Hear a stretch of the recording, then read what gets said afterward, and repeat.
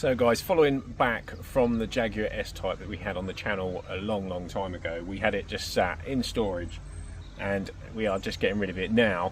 I just want to show you guys where else these actually rust from. As you can see, rear arch has completely gone, and then looking down this side, again, completely gone. This car is in a very bad way.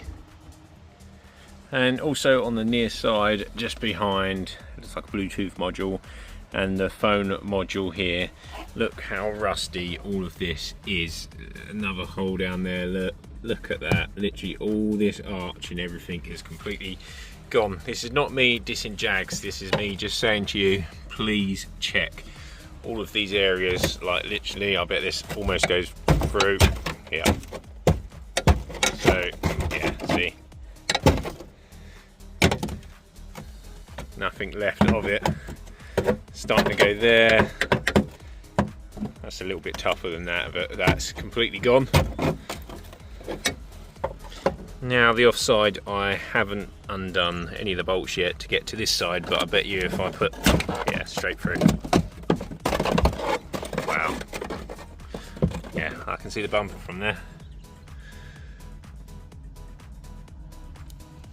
And now we have just gone towards the front underneath the fuse box on the driver's side, and it's completely gone under there as well. We've taken some bits off the engine, like the injectors, the coils, and check out the near side passenger side as well, also very rusty. And as you can see, the state of our floor, that is all the rust that has just come off the Jag. We've loaded it up, ready to go to the scrapyard.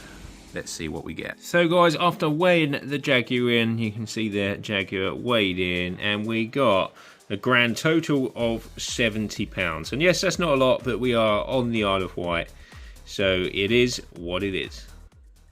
So yes, that was a very quick update on that video on the Jaguar, and just to show how much rust there is. And also, we've got a load of parts from the Jaguar that we need to put up for sale, such bits in the boxes, and we got headlights that we need to clean up, and we got a few bits of interior trim as well. And also there is some other little bits and bobs like the spare wheel, which is a space saver, and the car jacket as well. We've got loads of stuff all lingering around in our stock room. We've got a little track toy MR2 still sitting there. For those that haven't watched that series, please go and check that series out. There is more of that to come as well, but this video was purely just a quick update on the Jaguar from the Make or Break series. So yes, we spent £200 getting the Jaguar. We got £70 back already.